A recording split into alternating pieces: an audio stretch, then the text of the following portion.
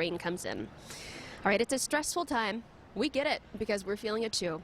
We're all wondering how we can get through it all these days with sheltering at home. Well, Marine Corps veteran and motivational speaker Eric Rittmeyer, he's the author of The Emotional Marine: 68 Mental Toughness and Emotional Intelligence Secrets to Make Anyone Instantly Like You. This is a great title.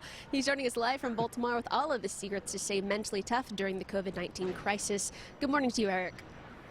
Alana, good morning. I love your shirt, by the way. I have the same exact color. I should have worn mine today. We'd have matched. We'd have been twinning. Oh, we should have coordinated just a little better. I think we might look a little better in it, though. How are you doing right now? What's life like there in Baltimore? Life is amazing. I tell you, this whole craziness, it's definitely driving everybody a little bit nuts here. But the key is to remain mentally tough. And I think what we're going through, we're experiencing this, we're asking people to really suppress what we're profoundly human and evolutionarily hardwired to do, which is connect. And we're asking people to not connect. So it's a difficult time for a lot of people. What's your definition of mental toughness? Mental toughness is all about emotional control, and it's really just about, people think it's push-ups and running 10 miles, but the simplest answer to that is it's emotional control. We're emotional creatures. Emotions drive us. We're wired to feel first and think later. So mental toughness is all about just getting control of how we respond to situations. And this is a prime example of that. We have to keep control of our thoughts because being indoors can make us go a little bit batty. I know I'm going batty. Actually, I'm glad you mentioned that because we don't know how long this is going to last. And so how would you suggest that we maintain a level of sanity? It's all about going back to our relationships, Alana. We really have to get back to our roots about getting back into, talking to our family, communicating with our children, playing games with them, helping them to understand that what we're doing right now is really very altruistic if you think about it. We're teaching them to help others in a backdoor way. We're not directly going out and helping people, but by staying home, we're helping people stay healthy. You mentioned communicating with your family. That's so important right now, especially for our kids. So what advice do you have maybe for our parents on talking with their kids about their emotions related to the coronavirus?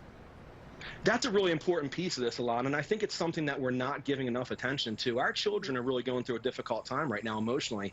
We have to remain in touch with them, and I think it's critically important to be honest with them, but also to talk on their level. We can't expect a 3-year-old to have the same mental capacity as a 15-year-old, so it's all about talking to their level, being honest with them, but also answering the questions that they ask without going overboard and trying to teach them about quantum physics if they don't need to know about that. You're saying we need to control our emotions. We can keep our sanity. There's a lot of negative going on right now, and it really is hard to kind of keep going, but we will. But what are some positives that we can take away from this pandemic?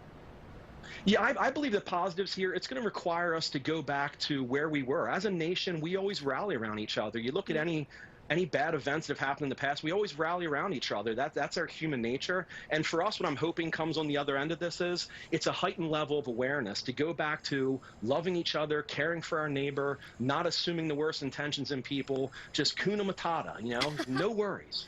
I love that. Yeah, sometimes we have to go back to the basics, our Disney basics, Hakuna Matata. The way I kind of see this, it's like a big world reset. It's, obviously very tragic. Like I mentioned, a lot of negative things, but it's also a time to kind of self-evaluate again. And things are changing by the minute. So how would you separate fact from fear?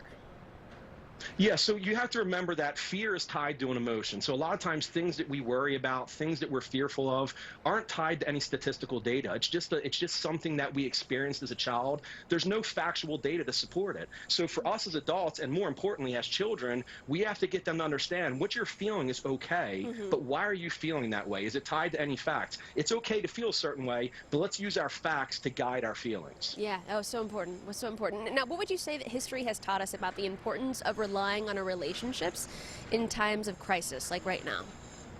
Yeah, there have been lab studies done on this, Alana, and the lab studies have shown that people who just have a friend present, it has major positive cardiovascular effects on any type of stressful events. So just having your friend present during difficult times, just having them there can really have health benefits because you have somebody that you trust, that you love. We can do that while still being physically disconnected. We can do that with our people by talking with them, by FaceTiming with them, so we can still remain emotionally connected even though we're physically apart. Eric, you know what I did last night? I had a virtual happy hour with a girlfriend, and we had some wine, and we were just FaceTiming each other, and it was really helpful. I've been seeing people talk about it on social media and thought, oh, I don't know about that. Tried it out, you guys. If you're questioning a virtual happy hour or just FaceTiming somebody, definitely do it. How are you passing the time? Well, I may or may not have done a virtual happy hour at 9 o'clock in the morning. I've heard people are doing that. I cannot confirm nor deny, but it's a wonderful idea. And technology and liquor stores give us the ability to do it. So why not? Oh, that's good. All right, good to know, Eric. Thank you so much for talking with us, and stay tough over there, okay? Thank you for having me, Alana. Next time I'm wear the same color, okay? Okay, looking forward to it. I am. All right, you can check out Eric's website for more information on mental toughness. All right, despite a lot of restrictions